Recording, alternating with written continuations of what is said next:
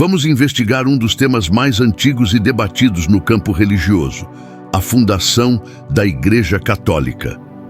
Durante séculos, esta instituição tem sido o alicerce central da fé cristã, com bilhões de seguidores ao redor do globo. Mas quem realmente está por trás de sua criação? Foi apenas uma manifestação simples de fé cristã ou existe algo mais obscuro em seus alicerces? Existem teorias que afirmam que a verdadeira criação da Igreja Católica está cercada de mistérios, conspirações e decisões políticas secretas. Será que o que nos contaram ao longo dos séculos é a verdade ou apenas uma parte dela? Prepare-se para mergulhar na narrativa dos segredos do controle do poder que perduraram por milênios. Mas afinal, quem realmente fundou a Igreja Católica? Ao investigar, a história oficial nos diz que a Igreja Católica tem suas raízes firmemente estabelecidas no solo do cristianismo primitivo, uma crença surgida do legado de Jesus Cristo e seus apóstolos. Após a crucificação de Jesus, seus discípulos espalharam seus ensinamentos por todo o Império Romano, enfrentando uma brutal perseguição e constantes desafios. Durante séculos, o cristianismo foi visto como uma seita rebelde que desafiava o poder de Roma e as religiões pagãs que dominavam a época. Mas aqui é onde a história se complica. Como um pequeno grupo sem poder militar ou político conseguiu sobreviver e prosperar, eventualmente se tornando a religião oficial do império mais poderoso do mundo. Foi apenas o carisma da mensagem cristã que possibilitou esse ascenso, ou houve forças ocultas operando nos bastidores para mudar o futuro da religião? Um dos personagens mais significativos nesse processo foi o imperador Constantino, cujo papel na consolidação da Igreja Católica permanece cercado de controvérsias. Antes de sua ascensão, o cristianismo estava fragmentado em diversas crenças e interpretações. Muitos teólogos e historiadores acreditam que Constantino viu na fé cristã uma oportunidade de unir o império sob uma única religião, que poderia fortalecer seu controle sobre as vastas e turbulentas províncias de Roma.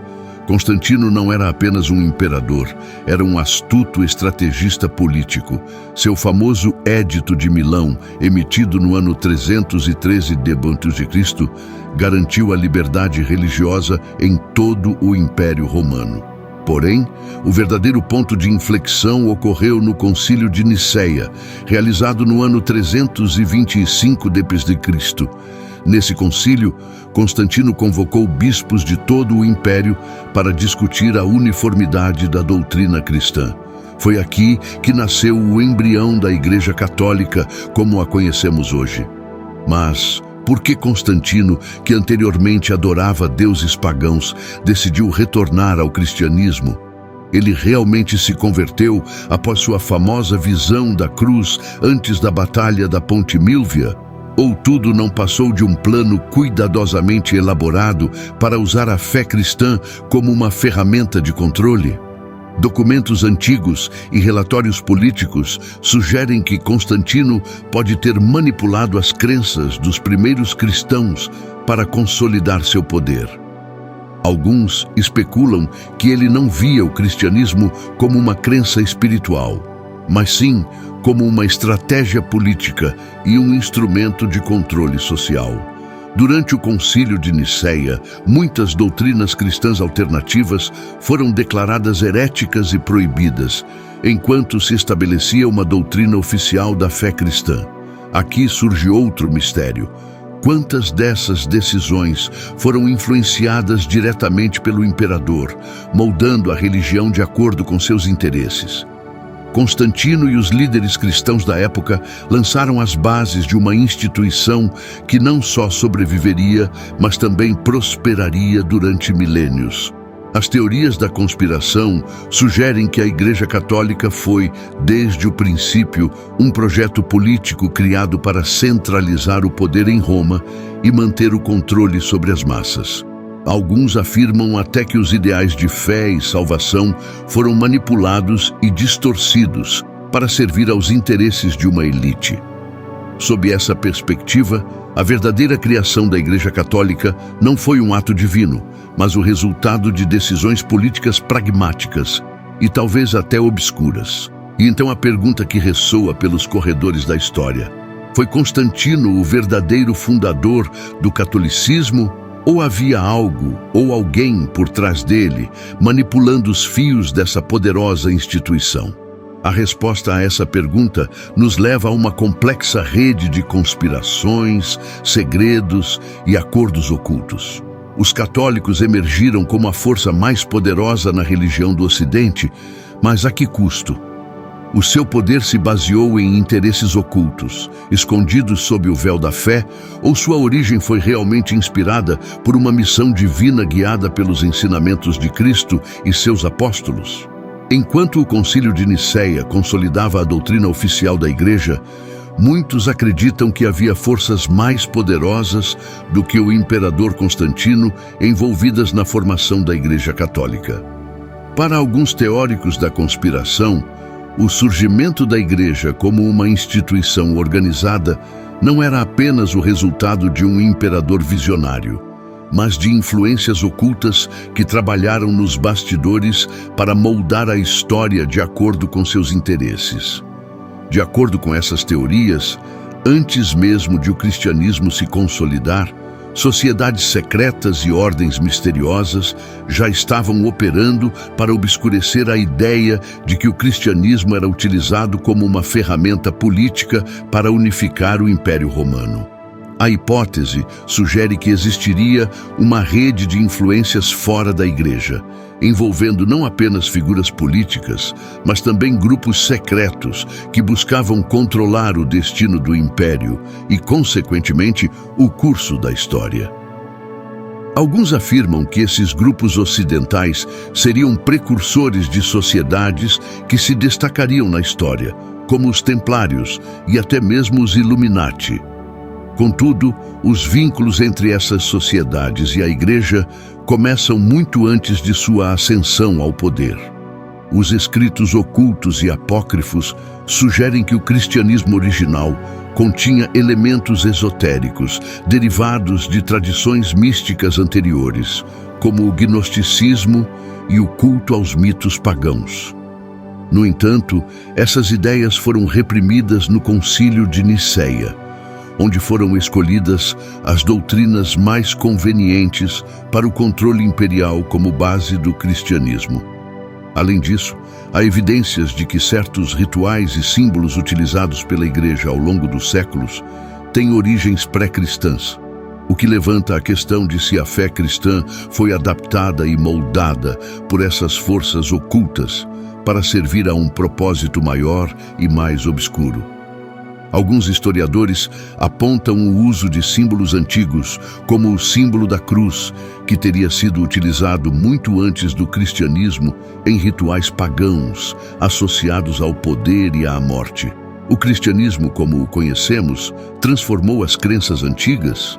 Os defensores dessas teorias sugerem que a criação da Igreja Católica foi, em parte, um esforço para eliminar as ramificações mais perigosas de doutrinas primitivas que enfatizavam a autonomia espiritual e a conexão direta com o divino, as quais foram suprimidas enquanto a Igreja se tornava o único intermediário entre Deus e os homens.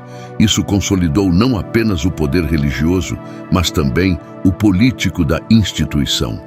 Um dos maiores mistérios envolvendo a criação da Igreja está relacionado ao desaparecimento de certos textos antigos durante o processo de unificação da doutrina cristã.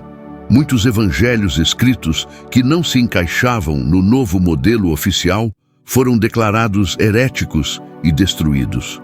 Alguns desses textos, como o Evangelho de Tomás e o Evangelho de Maria Madalena, ofereciam uma visão de um cristianismo muito diferente do que foi canonizado pela Igreja Católica. Esses escritos ressurgiram apenas séculos depois, desafiando a narrativa tradicional da Igreja e sugerindo que a verdadeira mensagem de Cristo foi intencionalmente suprimida. Outros teóricos destacam a figura de Pedro, o apóstolo que a Igreja Católica considera seu primeiro papa. Acredita-se que a escolha de Pedro como a primeira pedra da igreja foi uma obra cuidadosamente orquestrada para legitimar o poder da instituição. Afinal, por que a igreja não escolheu Paulo, cuja influência na difusão do cristianismo foi imensa? Alguns afirmam que a escolha de Pedro serviu a interesses específicos, porque ele era visto como uma figura mais maleável, alinhada aos objetivos de Constantino e dos primeiros líderes da igreja. Esse controle sobre as narrativas e a eliminação de ideias divergentes consolidou a igreja como a fonte única de verdade, tanto espiritual quanto política, dentro do Império Romano. Assim, enquanto o cristianismo se tornava a religião dominante, aqueles que questionavam ou desafiavam o poder da igreja foram rapidamente silenciados. O que realmente estava em jogo era, assim, um cristianismo original que poderia ter sido uma ameaça ao status quo. E se for assim, quem estaria interessado em moldá-lo para que servisse a seus propósitos? Essas perguntas nos levam a considerar um cenário ainda mais intrigante. A Igreja Católica, desde suas primeiras fundações, foi projetada para ser uma ferramenta de controle sobre a fé, a política e o destino de milhões de pessoas em todo o mundo. O surgimento da Igreja pode ter sido apenas o primeiro passo de um plano muito maior, orquestrado por forças que ainda operam nas sombras até os dias de hoje.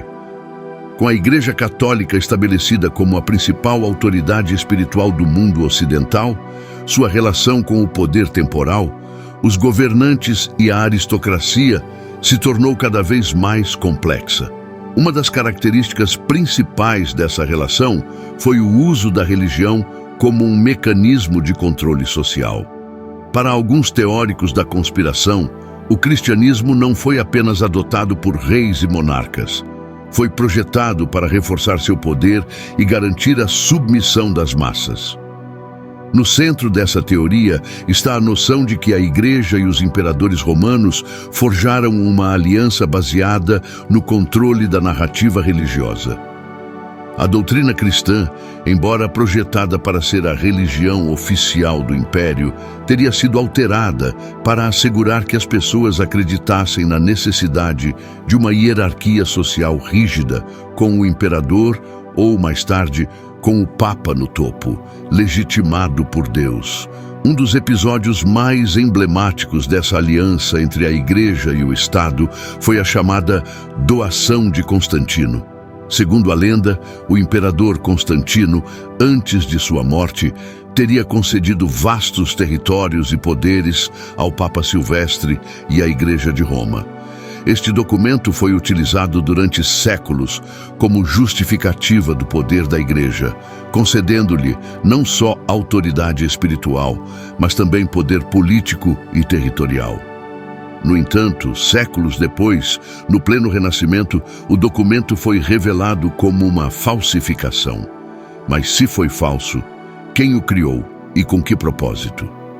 Para muitos teóricos, a falsificação da doação de Constantino é evidência de uma conspiração bem organizada dentro da Igreja para assegurar seu domínio sobre o mundo cristão.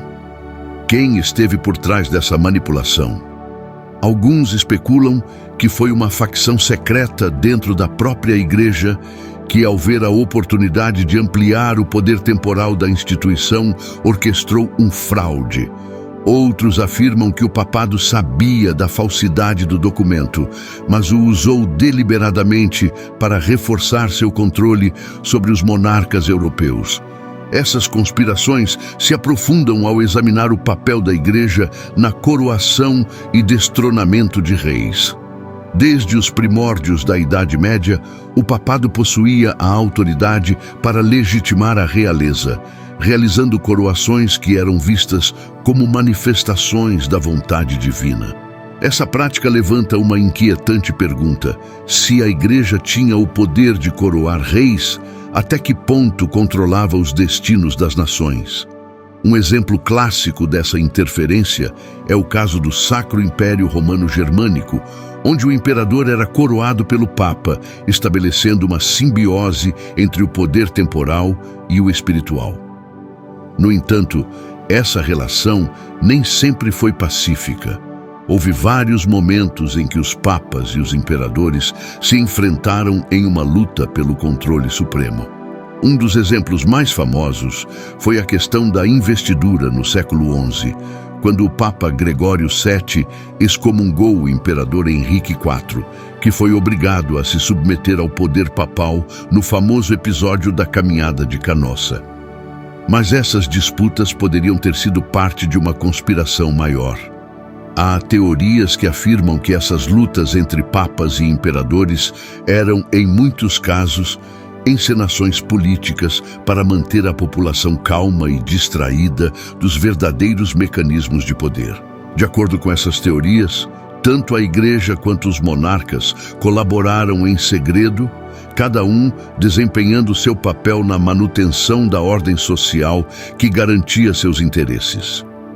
O controle da educação e da cultura também foi uma das ferramentas mais poderosas da Igreja durante séculos. A única fonte de conhecimento para grande parte da população europeia era a própria Igreja, que controlava as escolas e universidades. A Escola Palatina, criada por Carlos Magno e supervisionada por clérigos, é um exemplo de como a educação foi utilizada para promover ideias da Igreja e garantir que o conhecimento secular estivesse alinhado com a doutrina católica. Além disso, os escribas, responsáveis pela transcrição de textos, desempenharam um papel crucial na preservação e disseminação do conhecimento. No entanto, muitos acreditam que esses monges não se limitaram a transcrever textos religiosos, mas também alteraram sutilmente, eliminando ou modificando passagens que poderiam desafiar a autoridade da Igreja. Esse controle sobre o fluxo da informação permitiu à Igreja não apenas moldar a fé das pessoas, mas também influenciar o pensamento filosófico, científico e histórico em toda a Europa. Os defensores medievais dessa teoria sugerem que a Igreja escondeu muitos textos e conhecimentos que poderiam ter mudado o curso da história.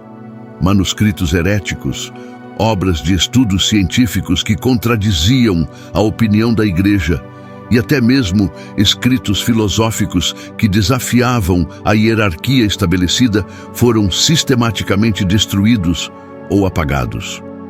Um dos casos mais conhecidos é o de Galileu Galilei, que, ao propor uma visão heliocêntrica do universo, foi condenado pela Inquisição. Mas a Igreja realmente acreditava que a teoria heliocêntrica era herética, ou havia interesses mais profundos em manter a visão geocêntrica, que reforçava a ideia de uma hierarquia divina com o Papa no centro? Seja por meio da falsificação de documentos, da manipulação da narrativa histórica ou do controle do conhecimento, a Igreja consolidou seu poder ao longo dos séculos, estabelecendo uma aliança duradoura com as elites governantes. Mas a pergunta continua: foram essas ações parte de um plano deliberado para controlar o destino da humanidade? À medida que a Igreja Católica se estabelecia como uma instituição dominante, não apenas controlava o destino político das nações, mas também teve um profundo impacto na vida diária das pessoas. O poder da Igreja ia muito além de questões espirituais, estendendo-se ao controle e mudança cultural de como os indivíduos viam o mundo e como interagiam com ele. Uma das ferramentas mais efetivas que a Igreja utilizou para manter o controle foi a Inquisição, uma instituição criada para identificar e erradicar a heresia. Embora muitos conheçam a Inquisição como uma série de tribunais destinados a perseguir bruxas e hereges, seu verdadeiro objetivo, segundo os teóricos da conspiração, era manter a população sob controle e garantir que qualquer desafio à autoridade da Igreja fosse rapidamente silenciado.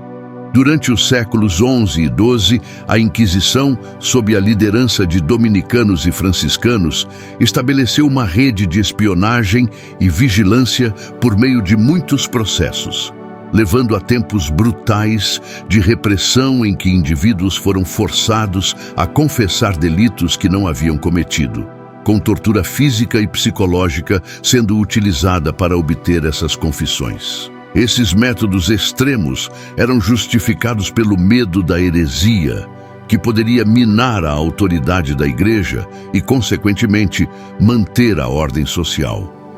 No entanto, há teorias que sugerem que a Inquisição foi além de uma mera ferramenta de controle espiritual. Para alguns, a Inquisição representou uma estratégia deliberada para eliminar qualquer forma de pensamento crítico que pudesse ameaçar a autoridade da Igreja. Livros e manuscritos que questionavam a doutrina oficial foram queimados e muitos intelectuais foram silenciados. Alguns dos textos perdidos durante esse tempo poderiam ter oferecido uma visão alternativa da religião e da história, desafiando as verdades estabelecidas pela Igreja. Além da repressão direta, a Igreja também utilizou a censura e a propaganda para moldar a percepção pública. Através da arte e da literatura, promoveu uma cosmovisão que apoiava seus interesses. Na pintura, por exemplo, foram usadas imagens de santos e milagres que reforçaram a ideia de intervenção divina e a necessidade de um intermediário terreno, o Papa, para alcançar a salvação.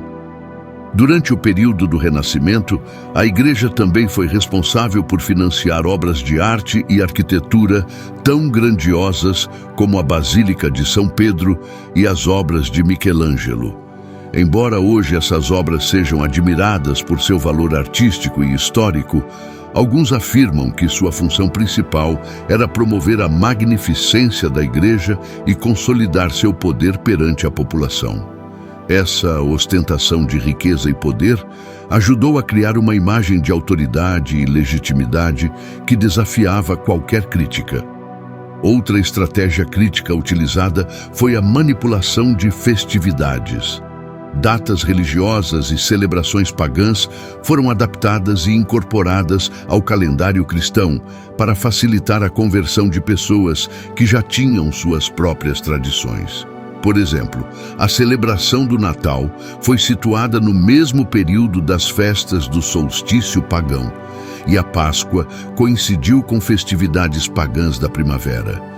Essa integração de rituais antigos ajudou a suavizar a resistência e a criar uma cultura cristã que parecia natural e inevitável. Mas a influência da Igreja não se limitou apenas à Europa. A expansão europeia no século XV levou a Igreja a intervir em novas terras, como as Américas. A conversão forçada dos povos indígenas e a imposição da fé cristã foram acompanhadas de violência e opressão. A missão de converter os pagãos frequentemente servia como justificativa para a colonização e o saque de terras. No entanto, há quem afirme que o controle social da Igreja não era uma consequência acidental, mas o resultado de um plano meticuloso para garantir sua sobrevivência e domínio. A Igreja sabia que a única maneira de manter seu poder era adaptar e moldar a sociedade ao longo dos séculos. Assim, suas ações podem ser vistas como uma estratégia deliberada para criar uma ordem mundial que funcionasse de acordo com seus interesses. Ao longo dos séculos, a Igreja desempenhou um papel crucial na formação da sociedade ocidental. Seus métodos de controle e influência social ajudaram a moldar a visão de mundo de milhões de pessoas. Mas, se olharmos além da fachada de santidade e moralidade, podemos nos perguntar até onde a Igreja estava disposta a ir para preservar seu poder e que segredos ainda permanecem ocultos, escondidos sob a superfície da história oficial. Ao explorar as complexidades da influência da Igreja Católica ao longo dos séculos, chegamos a uma encruzilhada que pode desafiar nossas percepções mais básicas sobre a história. O poder e o controle exercidos pela Igreja não eram apenas consequência de seu cargo, mas, segundo algumas teorias, foram o resultado de uma estratégia deliberada para moldar o mundo segundo sua imagem. Na Baixa Idade Média e durante o início da Era Moderna, a Igreja enfrentou novos desafios à sua autoridade com o surgimento de movimentos reformistas e crescentes críticas ao seu poder. A Reforma Protestante, liderada por figuras como Martinho Lutero e João Calvino, representou uma ameaça significativa à hegemonia da Igreja. A ruptura que se seguiu não só dividiu a Europa religiosamente, mas também destacou a fragilidade da autoridade papal diante de uma resistência organizada. Nesse período tumultuado, algumas teorias sugerem que a Igreja começou a adotar métodos mais sutis para manter sua influência. A Contra-Reforma e o estabelecimento dos jesuítas se destacaram como estratégias para restaurar e ampliar a influência da Igreja, com um foco mais diplomático e intelectual na educação e conversão pacífica, em vez do uso direto de força. Mas especula-se que, além dessas estratégias visíveis, existiam manobras mais secretas e esotéricas. Os Illuminati, uma sociedade secreta que surgiu no final do século XVIII, são mencionados nessas teorias como uma possível facção que operava nas sombras, buscando influenciar o destino da humanidade.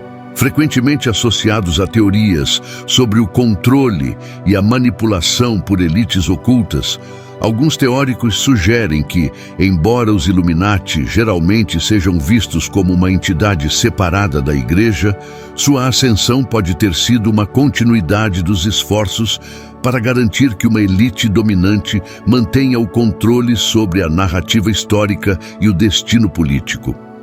Além disso, a recente descoberta de documentos e registros, como os encontrados no Arquivo Secreto do Vaticano, levanta novas questões sobre o papel da Igreja em eventos cruciais da história mundial. Esses documentos, que por muito tempo foram considerados inacessíveis, podem conter evidências que questionam as narrativas históricas estabelecidas e revelam uma trama de controle e manipulação que se estende até os dias atuais. O verdadeiro clímax dessa teoria conspiratória talvez resida na ideia de que a criação e a evolução da Igreja Católica foram apenas o início de uma estratégia de longo prazo para controlar não apenas a espiritualidade das pessoas, mas também sua compreensão do mundo. Se a Igreja realmente moldou o curso da história a serviço de seus próprios interesses, então as perguntas que surgem são profundas. Quais são as verdadeiras intenções dos líderes e instituições que moldam nossa visão da realidade? Em que medida estamos cientes das forças que atuam nos bastidores sobre nossas crenças e decisões? O mistério da criação da Igreja Católica, com sua complexa rede de interesses políticos, sociais e espirituais, deixa muitas perguntas sem resposta. Olhar para o passado é crucial, pois é importante lembrar que a verdade pode ser mais complexa e inquietante do que as versões simplificadas da história que nos são apresentadas. A história que conhecemos é apenas uma camada. Há muitas outras que podem mudar nossa compreensão do que realmente aconteceu. Chegamos ao final desta jornada de pesquisa sobre a criação da Igreja Católica e suas complexas redes de poder e influência na narrativa histórica. O que exploramos revela um panorama intrigante, onde a verdade e a ficção frequentemente se entrelaçam, deixando-nos a nos questionar sobre o que é real e o que pode ter sido manipulado. Compartilhe suas opiniões e teorias nos comentários abaixo. O que você acha sobre a influência da Igreja ao longo da história? Você acredita que há mais verdades escondidas, esperando para serem descobertas? Não se esqueça de conferir e se inscrever no canal Segredos Bíblicos 360 para mais histórias e teorias que desafiam o convencional. Obrigado por nos acompanhar. Aqui o mistério continua e a busca pela verdade nunca termina. Fiquem atentos para mais revelações e continuem questionando o mundo ao seu redor. Até a próxima.